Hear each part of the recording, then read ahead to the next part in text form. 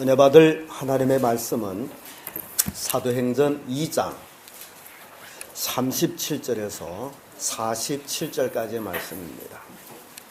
사도행전 2장 37절에서 47절까지의 말씀 찾으셨으면 교독합니다. 제가 먼저 있습니다. 저희가 이 말을 듣고 마음에 찔려 베드로와 다른 사도들에게 물어 가로되 형제들아 우리가 어찌할꼬 하거늘 베드로가 가로되 너희가 회개하여 각각 예수 그리스도의 이름으로 세례를 받고 제사함을 받으라. 그리하면 성령을 선물로 받으리라. 이 약속은 너희와 너희의 자녀와 모든 먼데 사람 곧 우리 주 하나님이 얼마든지 부르시는 자들에게 하신 것이라 하고 또 여러 말로 확증하며 원하여 가로되 너희가 이 패역한 세대에서 구원을 받으라 하니 그 말을 받은 사람들은 침례를 받음에 이날에 제자의 수가 3,000이나 더하더라. 저희가 사도의 가르침을 받아 서로 교제하며 떡을 떼며 기도하기를 전혀 있으니라. 사람마다 두려워하는데 사도들로 인하여 기사와 표적이 많이 나타나니 믿는 사람이 다 함께 있어 모든 물건을 서로 통용하고 또 재산과 소유를 팔아 각 사람이 필요에 따라 나눠주고 날마다 마음을 같이하여 성전에 모이기를 힘쓰고 집에서 떡을 떼며 기쁨과 선전한 마음으로 음식을 먹고 하나님을 찬미하며 또 온 백성에게 칭송을 받으니 주께서 구원받는 사람들을 날마다 더하게 하시니라. 아멘. 방금 읽은 말씀으로 성령의 역사 이런 제목으로 말씀을 나누겠습니다. 토마스 박사란 분은 다음과 같이 논평에서 지적한 적이 있습니다. 오늘날 교회에서 성령님의 역사가 없어도 우리들이 하는 일이 95%는 계속되고 아무도 그 변화가 생겼는지를 눈치 못 챌 것이다. 그렇지만 초대교회에 있어서 성령을 제외시킨다면 그들이 한 일에는 95%가 중단될 것이다. 누구도 그 차이를 직감했을 것이다. 라는 대단한 강력한 논조를 내놨습니다. 여러분들이 신앙생활 속에 성령이 역사하고 계십니까? 아니면 여러분들은 예배날이니 그저 교회 와서 종교인으로 예배를 드리고 가십니까? 종교인에게는 성령의 역사가 없습니다. 그래도 종교인 생활을 합니다. 성령의 역사가 없어도 양심적으로 도덕적으로 얼마든지 살 수 있기 때문입니다. 유명한 영국 설교자 제이 헨리 조웨트라는 목사님이 어느 날 항행사에게 이런 질문을 합니다. 바람이 부는 현상에 대해서 설명해 주실 수 있겠습니까? 라고 물었을 때 그 항행사는 무슨 말인지 잘 모르겠는데요 라고 대답을 했습니다. 그때 조웨트 목사님은 당신이 이 큰 배를 움직이게 하는 바람에 대해 설명해 달라는 말이요. 이때 항해사는 저는 바람에 대해서 아무것도 모릅니다. 그저 저는 돛을 올릴 수 있지요. 라고 대답을 했답니다. 이것은 오늘날 성령이 교회에 역사하는 것과 비슷합니다. 기독교인들이 성령의 역사를 잘 설명할 수 없을지라도 자신의 삶의 현장에서 활동하시는 성령의 능력을 경험할 수 있어야 한다는 사실입니다. 성령은 성도들을 온전히 하나님 앞으로 나아가도록 인도하시고 또 깨우쳐 주시고 또 성도들 위해서 간구하십니다. 성령은 이 세상 끝날까지 성도님들과 함께 하시는 하나님의 영이십니다. 요한복음 3장 8절의 말씀 보면 바람의 의미로 불매 너희가 그 소리를 들어도 어디서 오며 어디로 가는지 알지 못하나니 성령으로 난 사람은 다 이러하니라. 바람이 부는 것을 우리는 느낍니다. 나무가지가 흔들 때 우리는 바람이 분다라고 얘기합니다. 그러나 나무가지가 흔들렸을 적은 이미 바람이 지나간 다음입니다. 성령의 역사도 마찬가지입니다. 우리가 신앙생활하면서 우리 속에서 역사하시는 성령, 우리는 신앙생활하면서 느낄 수 있어야 된다는 사실입니다. 그러면 이 성령의 역사를 어떻게 느낄 수 있을까? 오늘 본문의 말씀을 통해 가지고 살펴보도록 합니다. 성령의 역사 그 첫째는 찔림을 받게 합니다. 37절의 말씀 보면 저희가 이 말을 듣고 마음에 찔려 베드로와 다른 사도들에게 물어 가로되 형제들아 우리가 어찌할꼬 하거늘. 베드로의 설교를 들은 유대인들은 마음에 찔림을 받았습니다. 그래서 그들은 찔림받은 그 마음을 찔림을 받았기 때문에 여러분 찔림을 받았으면 어떻게 해야 됩니까? 여러분 혹시 칼에 찔림을 받았으면 어떻게 해야 됩니까? 대책을 마련해야 될 거 아니에요? 피 흘리는 걸 막아야 될 거 아니에요? 주부들이 칼도마에서 똑딱똑딱하다 슬쩍 손가락을 잘못 뺐다. 그러면 피 나은 대로 계속 요리를 합니까? 아니죠. 찔림을 받았을 때는 꼭 대책을 강구를 합니다. 근데 유대인들이 베드로의 설교를 듣고서 그들이 마음에 찔림을 받았습니다. 근데 그 대책, 마음에 찔림을 받았는데 어떻게 해결해야 되는지 그 대책을 알 수가 없으므로 베드로와 다른 사도들에게 형제들아 우리가 어찌할꼬? 그러면 어찌해야 되냐? 라고 질문을 한 것입니다. 사랑하는 성도 여러분, 여러분들도 설교의 말씀을 듣다가 찔림을 받았으면 대책을 찾으시기를 바랍니다. 오늘날 책망하네. 여러분 절대 저는 여러분들 책망할 이유가 없습니다. 여러분을 욕할 이유도 없습니다. 다만 여러분들의 귀에 그렇게 들렸다면 그것은 성령이 여러분들을 찌르고 있다는 사실입니다. 그럴 적에 여러분들이 어떻게 해야 되는지 잘 선택해야 됩니다. 사도행전 16장 30절의 말씀 보면 저희가 데리고 나가 가로되 선생들아 내가 어떻게 해야 구원을 얻으리까 하거늘. 감옥의 간수장은 바울과 실라를 향해서 그들을 감옥 안에서 끄집어내고서 묻는 것이 내가 어떻게 해야 구원을 받느냐? 그러면 찔림을 받았을 적에 내가 어떻게 해야 구원을 받느냐? 내가 어떻게 해야 이 죄의 문제에서 해결받느냐? 라는 질문을 해야 된다는 사실입니다. 그러나 찔림을 받았다 해서 다 구원의 대책을 찾는 것은 아닙니다. 사도행전 7장 54절에 보면 저희가 이 말을 듣고 마음에 찔려 저를 향하여 이를 갈거늘. 스데반 집사의 설교를 들은 유대인들은 마음에 찔림을 받았습니다. 찔림을 받았는데 그 행동이 뭘로 번져갑니까? 이를 갑니다. 저놈을 죽여버려야지. 찔림을 받은 사람의 두 종류가 하나는 어찌해야 할꼬 하는 사람이 있느냐 하게 되면 하나는 이를 가는 사람. 나를 욕하지. 두고 보자. 좋다. 그런 사람. 이 교회 안에도 똑같대요. 어떤 사람은 똑같은 설교를 듣고 은혜 받고서 막 눈물을 내는데 어떤 사람은 얼굴이 거무락 푸르락 합니다. 그 두 종류예요. 찔림을 받았는데 찔림에 대한 행동이 다르다는 얘기예요. 이게 뭘 얘기하느냐? 여러분들이 정말 신앙생활하면서 조심해야 될 대목입니다. 누가복음 3장 9절 11절의 말씀 보면 이미 도끼가 나무 뿔에 놓였으니 좋은 열매를 맺지 않은 나무마다 찍혀 불에 던지우리라. 도끼가 어디에 놓였다고요? 나무 뿔에 이미 놓여 있습니다. 열매를 안 맺히면 어쩐다고요? 찍어서 어디다 버린다고요? 불에 던진다. 우리가 뭐 어차피 이렇게 살다가 죽으면 화장터에 가서 불에 던져 다 태워버리는데 똑같은 말씀과 같습니다. 열매를 맺지 아니한 나무다 찍어서 불에 던지운다. 지옥 심판을 얘기합니다. 그때 그 소리를 들은 많은 유대인들이 무리가 물어가르되 그러면 우리가 무엇하리까? 도끼가 이미 나무 뿔에 놓였으니 좋은 열매를 맺지 아니 나무마다 찍혀서 불에 던지우라 할 때에 이는 침례 요한의 설교를 들은 백성들이 마음이 찔렸습니다. 그러면 우리가 어떻게 해야 하느냐? 라고 질문을 합니다.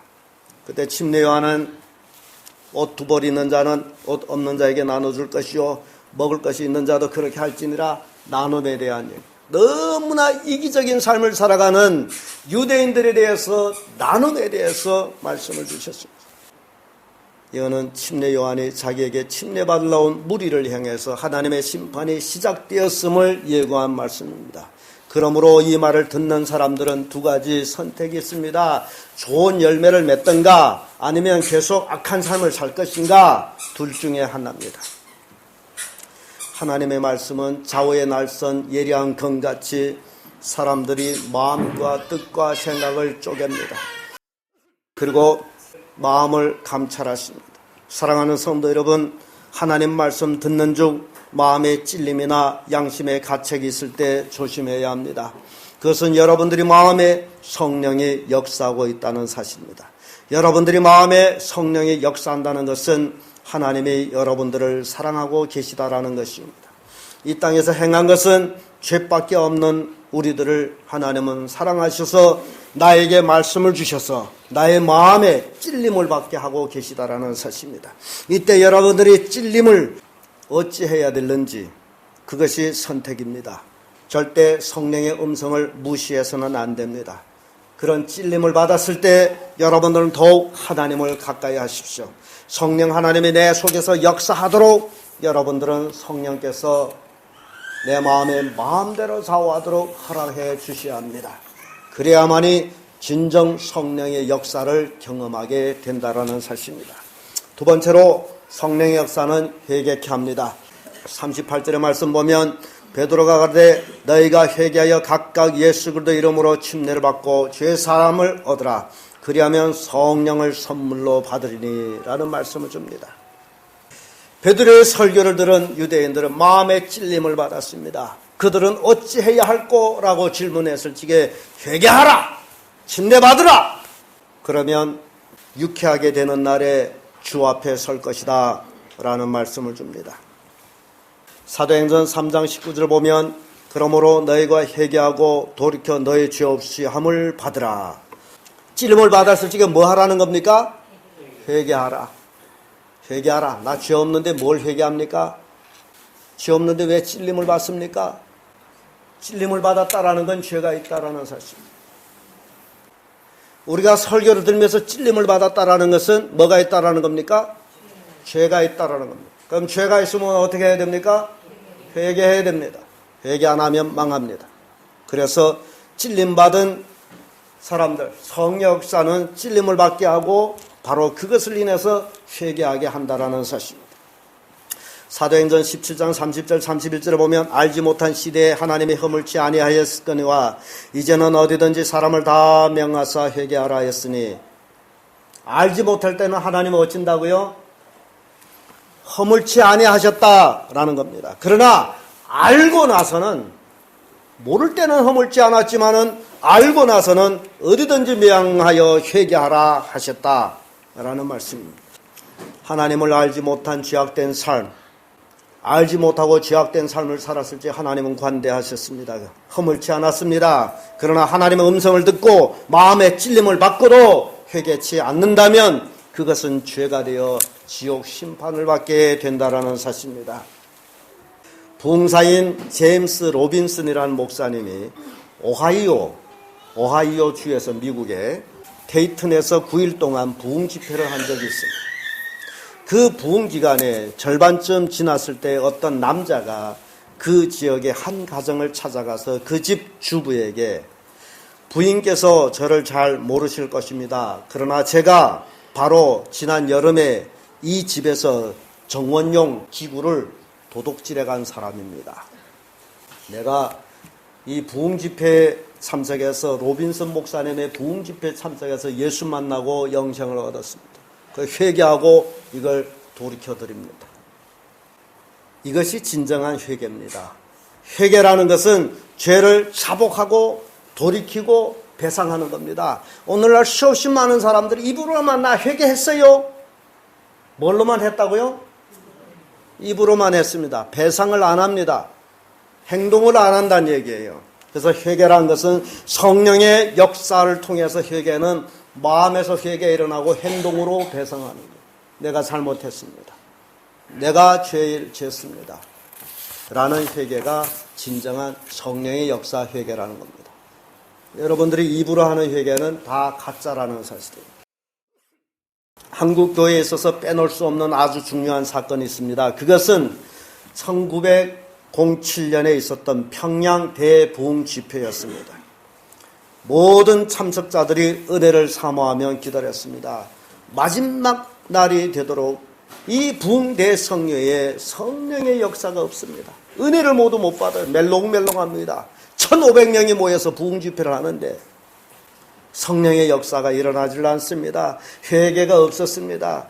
그때 이 대회를 주최했던 길선주 목사님이 집회에 은사가 없으면 자기가 회개하지 아니했음을 깨닫고 그는 통성으로 기도하는 시간에 큰 소리를 회개합니다. 나는 악한과 같은 놈이었습니다. 저 때문에 여러분들이 은혜를 받지 못합니다. 언젠가 제 친구가 죽으면서 재산을 정리해 달랄 때 그것을 정리하는데 그 친구 부인이 모르게 내가 100원을 속여 가로챘습니다. 저는 하나님을 속였습니다. 내일 아침 일찍 돌려드리겠습니다. 라는 그 회개를 큰 소리를 했는데 그 회개의 소리를 듣는 그 순간에 거기 앉은 1500명이 각기 다 나는 이런 죄를 졌습니다. 나는 이런 죄를 졌습니다. 죄에 대한 회개가 일어나기 시작. 그것이 오늘날 한국교회를 만들었다는 사실입니다. 회개 없이 절대로 뭐가 이루어지지 않습니다. 메롱메롱 앉아가지고 하나님 앞에 은혜를 받을 수 없습니다. 성령의 역사는 회개를 하게 할 때 여러분들이 지은 죄가 있다면 회개하시는 겁니다. 그것이 진정한 회개고 돌이키고 배상하는 것이 진정한 회개고 그때 비로소 하나님은 역사하신다는 사실입니다. 입으로만 회개합니다? 아니에요. 그건 마귀가 시키는 겁니다. 그래서 성령의 역사는 회개하는 게 아닙니다. 여러분 속에서 성령이 역사할 때 여러분 마음껏 회개하십시오. 그래야 하나님의 은혜를 받는다는 사실을 믿으시기를 축복합니다. 끝으로 성령의 역사는 말씀대로 살게 합니다. 42절에서 47절의 말씀 보게 되면요, 저희가 사도의 가르침을 받아 서로 교제하면 떡을 떼며 기도하기를 전혀 힘쓰니라. 이 성도들이 누구의 가르침 받아 삽니까? 사도들이 가르침 받아서 전혀 기도하기에 힘쓰니라. 말씀대로 살려고 애를 씁니다. 또 44절의 말씀 보면 물건을 서로 통용하고, 또 45절에 와서 소유를 팔아 각 사람 필요에 따라 나눠주고, 46절에 날마다 마음을 같이하여 성전에 모이기를 힘쓰고, 47절에 와서는 하나님을 찬미하니. 이게 성령의 역사는 말씀대로 살게 한다는 사실입니다. 여러분이 주일날 하나님의 말씀을 들었으면 그 말씀대로 살려고 애를 쓸 때 성령은 여러분들이 그렇게 살도록 도와준다는 사실입니다. 말씀은 말씀이고 나는 나대로 10년, 20년 예수 믿었는데 삶에 아무런 변화가 없습니다. 그것은 말씀대로 살지 않았다는 사실이에요. 성령이 역사하지 않는다는 사실입니다. 엄마가 아무리 예수 믿는다라고 하면서 자녀들한테 예수 믿으라 할 때 자녀들이 하는 소리가 엄마나 잘 믿소 할 때는 나는 말씀대로 살지 않았다라는 증거예요. 성령이 내 속에서 역사하지 않았다라는 사실입니다. 진정 내가 그리스도인으로서 말씀대로 살았더라면 나의 모든 가족 식구들은 하나님 앞으로 왔을 겁니다. 그러므로 내가 말씀대로 살지 아니했으므로 내 가족을 구원하지 못하고 있다는 사실. 여러분들이 말씀대로 살아야만이 여러분의 가족을 구원한다는 사실입니다. 여러분 성령이 내 속에서 역사하도록 여러분 성령께 맡기십시오. 성령께 맡기신 다음에 여러분들은 말씀대로 살기로 애쓰는 자들이 되어야 됩니다. 성도들은 사도의 가르침을 받아야 됩니다. 목사의 가르침을 받아야 됩니다. 성도는 서로 교제해야 됩니다. 함께 기도해야 됩니다. 그래야 능력이 생깁니다. 그리고 모이기를 힘써야 됩니다. 모일 때마다 우리는 하나님을 찬미합니다. 여러분의 신앙생활 속에서 나는 도대체 한 주에 몇 번 예배하느냐? 나는 도대체 1년에 몇 번 예배하느냐? 한번 여러분 계산해 보세요. 그리고 정말 나는 말씀대로 살고 있는지를 한번 생각해 보십시오. 그러면서도 하나님의 복을 받기를 원한다면 이것은 참 말이 안 되는 말이 아니겠느냐라는 사실입니다. 히브리서 10장 25절의 말씀 보기에 모이기를 피하는 어떤 사람들 습관과 같이 하지 말고 오직 권하여 그날이 가까운 볼수록 더욱 그리하자. 모임을 피하는 것은 사탄의 역사입니다. 교회를 못 가게 하는 것은 사탄의 역사. 모이기를 피하는 사람들 습관을 쫓지 말라 그랬어요. 열심히 어디를 가라고요? 모임에 참석하라는 겁니다. 그래서 여러분들이 말씀으로 산다라는 것이 뭘 얘기나 첫째 행위는 바로 예배입니다. 말씀으로 산다. 나는 말씀대로 살 것이다. 라면 그 첫째 행위가 뭐라고요? 예배입니다. 예배. 교회 예배 여러 가지 예배가 있죠. 주일날 예배 있고 주일 저녁 예배 있고 수요 저녁 예배 있고 또 목요일 금요일 날 목장 모임이 있고 새벽 기도가 있고 예배가 여러 가지 예배가 있습니다. 여러분 말씀에 순종한다는 것, 말씀대로 산다는 것, 성령이 내 속에 역사한다는 것, 나는 말씀대로 산다라는 건 예배가 회복되는 겁니다. 모든 예배가 회복이 되는 겁니다. 하나님을 가까이 하는 겁니다. 그것이 진짜 말씀대로 사는 것입니다. 그것이 내 속에서 성령이 역사하는 것입니다. 사도행전 5장 42절을 보게 되면 저희가 날마다 성전에 있든지 집에 있든지 예수는 그리스도라 가르치기와 전도하기를 쉬지 아니하느라, 말씀대로 산다는 건 둘째 행위가 바로 예수는 그리스도다라고 전도하는 행위입니다. 그러므로 성령이 내 속에서 역사한다면 이 두 가지 역사가 나한테서 일어나는데, 첫째가 뭐라고요? 예배고 둘째는 전도입니다. 정말 열심히 예배하고 그리고 열심히 전도하는, 이것이 성령이 내 속에서 역사하고 나는 말씀에 순종해서 사는 삶이라는 사실입니다. 비행기를 타고 최초로 하늘을 날았던 라이트라는 사람이 어떤 만찬 초청을 받아갔는데 친구로부터 핀찬을 받았습니다. 그 만찬에서 처음으로 비행한 사람은 라이트 형제가 아니라 랭글리 교수였다라고 주장하는 사람이 있었습니다. 라이트는 거기에 대해서 아무 말도 하지 아니하고 비난에 대해서 답독도 하지 않았습니다. 그래서 친구가 너무 답답해가지고, 자네 입이 너무 무거운 것이 탈이야. 자네는 자신의 권리를 충분히 주장하지 않고 있어. 어서 말해봐. 라는 친구의 독촉에 라이트는 한마디 합니다. 무슨 말을 했느냐? 새들 가운데 가장 말을 잘하는 새가 있다. 그 새가 뭔 새냐? 무슨 새예요? 새 중에 가장 말 잘하는 새는 앵무새인데 하지 못하는 게 있습니다. 뭘 못해요? 날지를 못해요. 여러분, 교회 안에서도 마찬가지요. 입만 나풀나풀거리고 행동으로 옮기지 못하는 삶, 말씀에 순종하지 않은 삶, 여러분 어떤 삶을 살고 있습니다. 사랑하는 성도 여러분, 말씀대로 사는 것 얼마나 중요한지 모릅니다. 그것은 성도의 삶 자체를 가르쳐서 말하는 것입니다. 여러분들이 삶이 말씀대로 순종하는 삶을 사는 것, 말씀대로 사는 삶, 그것이 내 속에서 성령이 역사하고 있다는 사실입니다. 말씀에 대해서 아무런 애착도 없다. 기도에 대해서 난 관심도 없다. 예배에 더 관심 없다. 주일날 한 번 교회 왔다 가면 나는 이런 것이 종교인이라는 겁니다. 성령의 역사가 없는 종교인이라는 겁니다. 내 속에 성령 역사 안 해도 나 교회 가오, 나가서 기도하오, 여러 가지 할 수 있습니다. 그러나 초대교회 성령의 역사는 사람들 하여금 이렇게 말씀에 순종하게 했습니다. 찔림받게 했습니다. 회개하게 했습니다. 오늘날 여러분의 말씀 듣고도 찔림도 없고 회개도 없고 순종도 없다면 여러분 속에는 성령이 없다라는 사실. 무서운 말씀을 하면 성령이 없는 사람은 구원받지 못한 사람, 지옥으로 가는 사람. 여러분, 그래서 고린도전서 4장 20절에는 하나님의 나라는 말에 있지 아니하고 오직 능력에 있느니라. 하나님 나라에는 능력의 나라인데 여기서 능력은 바로 말씀대로 사는 삶을 얘기합니다. 하나님 나라는 말로만 잘 믿소라고 떠들어대는 것이 아니에요. 앵무새처럼 말만 잘해서 되는 게 아니에요. 나라에도. 그게 능력입니다. 말씀대로 사는 겁니다. 찔림받았으면 회개하는 겁니다. 말씀 들었으면 그 말씀대로 사는 것입니다. 이것이 성령 역사라는 사실입니다. 사랑하는 성도 여러분, 성령의 역사는 사람들이 마음으로 행해서 죄를 인해서 찔림받게 합니다. 그리고 그 죄를 회개하게 합니다. 죄를 회개한 사람은 말씀에 순종해서 말씀대로 살아가는 능력을 부과합니다. 사랑하는 성도 여러분, 하나님의 성령이 내 마음속에서 역사하도록 허락하십시오. 그리고 말씀대로 살려고 힘쓰십시오. 성도의 의무는 전도는 필수요. 새벽 예배, 주일 예배, 주일밤 예배, 수요 예배, 근요, 목장 예배 빠짐없이 참석하는 그 삶이 성령의 역사입니다. 저는 우리 성령의 모든 성도들에게 성령의 역사를 통해서 하나님을 기쁘시게 하고 주변에 수없이 많이 죽어가는 영혼들을 구원하는 그런 능력 있는 그리스도인들 되기를 예수님의 이름으로 축복합니다.